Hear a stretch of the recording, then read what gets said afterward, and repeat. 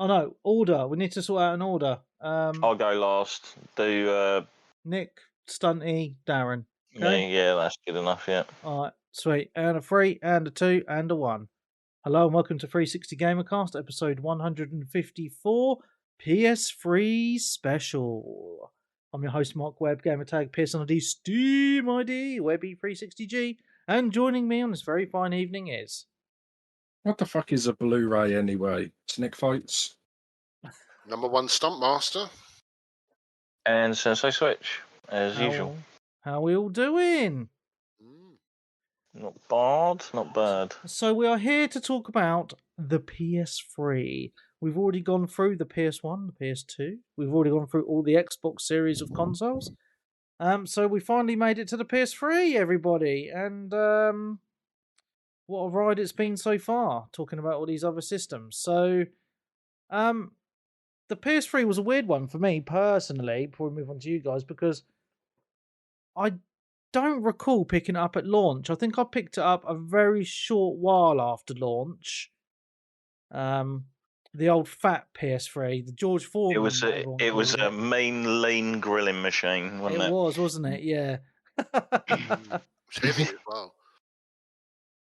It was. But the interesting thing about the OG PS3, the big George Foreman, is it could play PS1 games and PS2 games, if I recall correctly. The launch ones could. Yeah, the launch, but only the 60 gigabyte model, not the 20 gigabyte model, because they had two different ones, similar to Xbox, where they had like the one with the hard drive and the one without. Yeah. And the arcade, Xbox arcade, wasn't it? Yeah. It also had a thing on the front, on the left-hand side, a flap.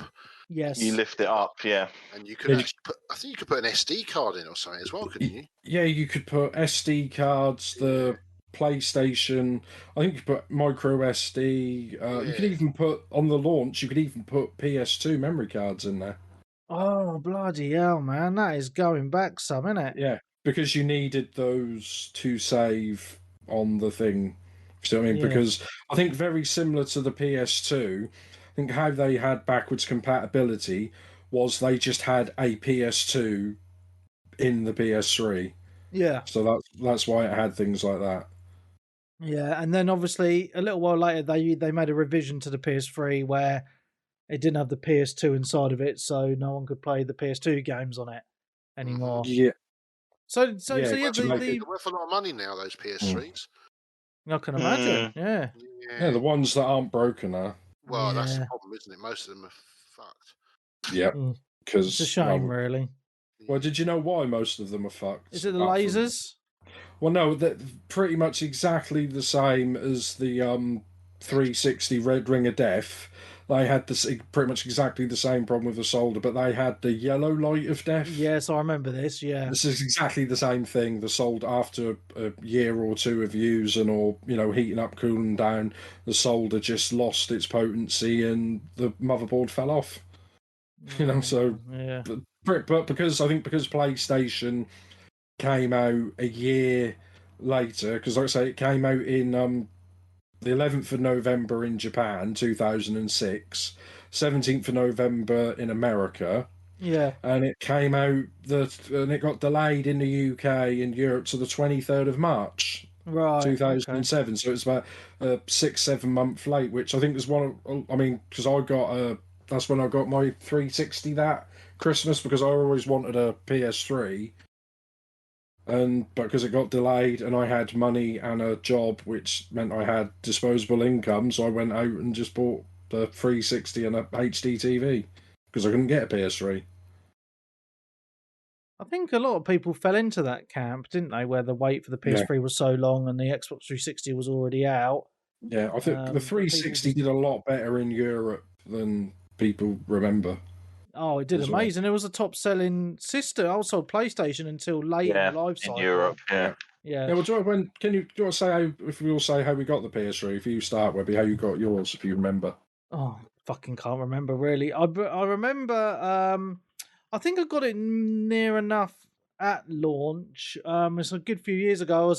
I'm struggling to remember because in that time of my life, I spent a lot of it drunk. So, it was my kind of drinking years. But I remember selling a load of crap to get one to. It wasn't CEX. What was the other shop back then? Station. No, it wasn't a game shop. It was a trading in place, but Cash it doesn't. converters. Cash converters. Yeah, it doesn't exist anymore, does it? I haven't seen one. No, they're still about. Oh, Yeah, they're still around. Yeah. anyway, yeah. So I all remember... the skagheads need to all the trade in their shit. So I went on a robbing spree and then sold it all to cash converters. And then bought the PS3. It was pretty much near launch because it was definitely a George Foreman one, and I can't even. You know what? I can't even remember the game I got with it at all. Was Resistance a launch title or a Kills? It might have been Resistance then. Yeah, Resistance Fall of Man, wasn't it? Yes, Resistance Fall of Man. Yeah. But again, wasn't that the one that they had all the controversy with about the Christian church or something? Because like one of the levels was set in a London church or something bizarre. I remember back in the the olden days. I'm not sure, mate. I just I remember because the only controversy I remember is Infamous was very much like another game, wasn't it, on the Xbox? I do remember a little bit of controversy about that, but yeah, it's just like the PS3 is a funny one for me because everything just feels a little bit fuzzy in my mind, just because I was such a big Xbox 360 fanboy at the time, even though I did want a PS3, but I just don't really remember the launch game. I mean, I do remember the games I played throughout its life cycle, which I'll get into a bit later, but yeah, because I remember I was renting a room with one of my mates and I was out partying a fuckload, doing all sorts of chemicals and drinking a lot of substances. So, because it was even before the podcast started as well, so that's how long ago it was. So yeah, I don't have a really good memory of buying it like I did with the PS1 and PS2, which you need to listen back to those shows to hear. I just remember just picking it up and enjoying it, to be honest, and just that's about it really, and just laughing at the shape of it. So yeah, so sorry guys, I don't really have a fantastical story about it. Yeah, well, I think I got mine a lot later. I think the PS4 got announced. Oh, really? I think it was either 2012 or 2013. When I bought it, and I bought it second hand, like off of Gumtree, with about 10-15 games for about 200 quid. Oh, wow. But then it had all the games I actually wanted. So it had, like 3 Uncharted games, Heavy Rain, all that. Jason. But yeah, I've got it there because I think a lot of people, like I said, I originally was going to, I'll get a PlayStation and I'll eventually get them all, which is what I normally do. But I was like, okay, well, I'll get the PlayStation when Final Fantasy 13 comes out, and then it came out on both, didn't it? And I was like, I'll get it when Grand Theft Auto 4 comes out. It came out on 360.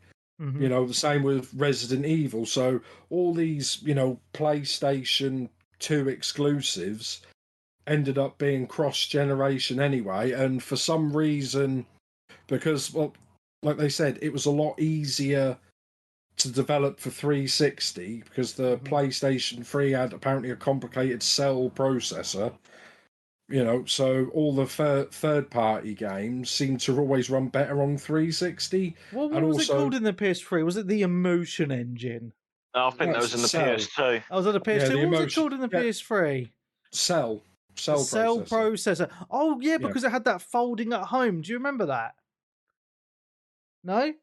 So you could, so folding at home, it was like a genetics thing. So they usually use supercomputers to do all this gene editing for medical purposes.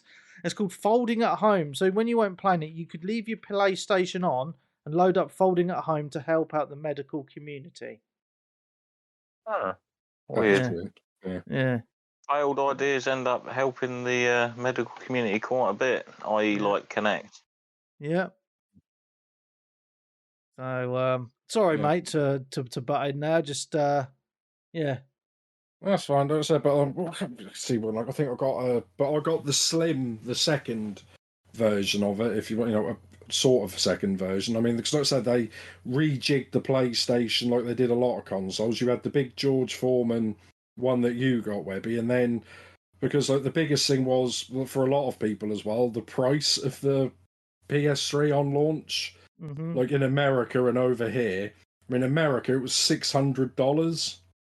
Oh, that's You know, insane. 425 over here, whereas now it'd just be 600 quid, wouldn't it? Because they just do that one for one thing now. Yeah. When we used to get more money for when the pound was actually worth a wank. Yeah. But but then like the 360 was $300, and the PS3 was double that. And like I said, like that E3. I mean, we talk about the Xbox E3 press conference. The Xbox won the whole TV thing. That PlayStation pretty much slit their throats the same way Xbox did. Yep. The fact it was $600, and understandable because it had a Blu-ray player. Yeah. And it was still the cheapest Blu-ray player, similar to how PS2 was the cheapest DVD player when it came out by like $400 or $500. I think the next cheapest Blu-ray player was about $1,000 in 2006. So it was still cheap, but there was other options. I think it was just the arrogance. And it just showed on the PlayStation press conference. I mean, because it was like Ken Kutaragi, the thing. So, this is a quote what he said from like E3. For consumers to think to themselves, I will work more hours to buy one. We want people to feel that way. We want people to have a second job to pay for a PlayStation 3. And I'm pretty sure it was the PS3 as well, where they had where it became an internet meme from that E3 of the giant enemy crab. Do you remember this? The giant I own the game with the giant enemy crab. I can't remember what it was called though. Oh, because I just remember them showing off this game and they were like in a giant enemy crab, and it's become this whole meme on the internet, and it's pretty funny. Yeah, because they were talking about realistic feudal Japanese history, weren't they? Saying how realistic this is, and look at this giant enemy crab. And you're like, what? But yeah, they did a lot of naughty things then. I think what was it, the Kill Zone as well, where they just showed a CGI trailer of how it's going to look. And this was one of the first. I mean, it happened. Killzone 2, wasn't it? Yeah, Killzone 2. Whereas actually looked at it, it was. I think it was one of the.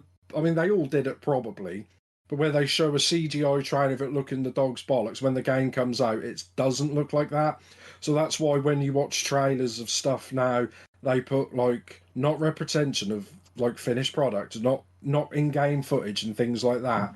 Where they were really taking the piss. I think they took it to a whole new level. Because they can get sued for false advertising. Yeah, that was one of the. I think people did actually sue them for Killzone 2 and things like that. So, which is, I suppose that's a good thing in a way, because, like I said, it was a CGI trailer that was made to look like that, and it didn't look anything like that at all. I mean, because I mean, we get that every so often, like a game that, even though they all do it, a game that gets done. I remember at the start of the next gen, Watch Dogs got done as well. Yeah. Like, showed off really good, and then it got downgraded for when it came out. But that was one like a big moment in that as well. But yeah. So, Stunty, could you say how you bought one of your first 400 PS3s? I was really quite late as well, actually, for the PS3, because basically after I got the PS2, it was probably only about 2 years after I got the PS2, I sort of dipped out of gaming altogether. Probably because I met someone at the time and just, what it's life, drinking, all that kind of stuff. So I didn't actually get a PS3 till, I don't really remember when I got a PS3, what year. But I know I was massively playing the 360. And I ended up buying a fat PS3 on eBay. And I only had it for a month. And the fucking thing got yellow light of death. Oh, no. And I couldn't. That was back in the day of eBay, where you didn't really have a lot of, if it went wrong, that was it. You just it's gone. You know. So you didn't have like PayPal Protect or anything like that? No, they didn't have that back then because it was quite early days. I don't know what happened, but I wasn't able to claim on it. So I ended up going out and buying a brand new PS3 Slim, which was the middle one that they brought out. Yeah. My favourite of the models. Yeah, and nice and it's one of those systems. Although I still think one of the most satisfying disc feed systems I've used was the Wii U. It just felt nice inserting a disc and having it eject out. But yeah, because they kind of, I know with especially with that PS3, the middle one, the Slim, when you put the disc in, you see the disc turning as it slots into the system. It doesn't just go in flat; it kind of spins it as it goes in, and it has those little brushes on it to clean the disc a bit. That's right. Yeah. Oh yeah, it does turn a little bit when you put a disc in. Pretty cool. So basically I picked that up, and I bought that brand new box. I've still got it here. It's in front of me now. It still works. It has been. It's got an SSD in it now, which is why I just upgraded probably 3 weeks ago. I put an SSD in it, and it runs fast as shit compared to what it used to run like. And it's a 1 terabyte as well, which is nice because I'm trying to get all the digital stuff off of it, off the stores, because there's a lot of stuff starting to disappear now, big time, and it's a bit worrying what is disappearing off that era. Don't worry, mate. There's always emulation. And yeah, but the emulation doesn't necessarily include the DLCs and content, the additional stuff. Yeah. And how many have I got now? I don't know. I've probably got about 20 of them. Bloody hell! Because they're actually quite good at the moment because you can pick the PS3s up really cheap at car boots, so you get them for like 20 quid with a load of games. I've got some of the unusual ones as well. I've actually got an American one as well, which is one of the Fats. Do you need like a step down converter for those? Oh no, you don't. Oh, good. No, it's just normal. Yeah, so I can play all the American stuff on it, even the American Blu-rays or whatever it is. Oh, excellent! That's good. Yeah, because wasn't the PS3 also region free? Yes. Yeah, which the thing was 360 wasn't. Yeah, it is region locked on. It is region locked on films though. I get that. Yeah, it's not region locked on games, but it is region locked on films. I got one of them, and I did actually pick up something from the place you were just talking about, cash converters. Oh yeah. Probably about a year ago now. They had a boxed white PS3. Ooh. You never ever see white boxed PS3s. And I looked it up on the internet when I went and bought it, which was 50 quid boxed with 2 controllers, mint boxed as well. And they were about 140, 150 pounds. And I thought, well, I wasn't buying it to sell on, I was buying it for me. And I just thought, wow, I didn't realise that they did a white one. And I actually started doing a bit of research. They were quite rare on the colours. Most of them were black, but they did do a white one. They did do a red one as well, which I wouldn't mind for the collection, actually, a red one, but I haven't found one yet. But I've got the fat one, I've got the slim, the middle one, and I did actually pick up one of the real cheap and nasty PS3, the very last ones they brought out, which was like I don't know, it looks like a sandwich maker, doesn't it? Yeah. Well, that's been dubbed the credit. It's been dubbed the credit card machine. Is that what it's called? Well, that's what they're dubbed it mostly in America because I don't know if we're probably the credit card. The old ones, we used to have to slide it up and down. Those ones. Visa, me and Webby are far too young to remember that, aren't we, Webby? Oh yeah, 100%. But the funny thing with them is the one I picked up. I bought it for a £5 boxed. I couldn't even believe I got it for a £5. I was a bit surprised I got it for a £5 off this bloke. And my first impression was, well, it ain't gonna bloody work, is it? Got home, worked perfect. The only thing is, though, it's got the biggest memory on it ever, 12 gig. I can't believe they released them with 12 gig. I mean, that's not even a game. You didn't have to install your games, did they? They ran off the discs. Yeah, you can install them you can install them, but yeah, most of them just run off the disc, which I'm not always a fan of these days because it's there was some games towards the end of 360 PS3 where you had to install them on 360, like GTA 5, and I think there was a couple of others where you had like an install I disc. think, yeah, wanted you to install a bit. But because PS3 had Blu-ray discs, they could actually fit a lot more on the disc, so that's why you didn't have to install on there, which is pretty cool.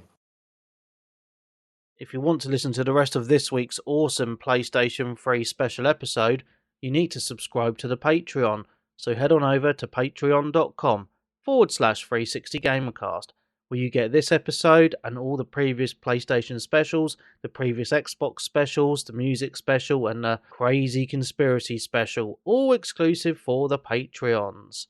So again, subscribe, patreon.com/360gamercast. It'll be the best £5 you've spent this month.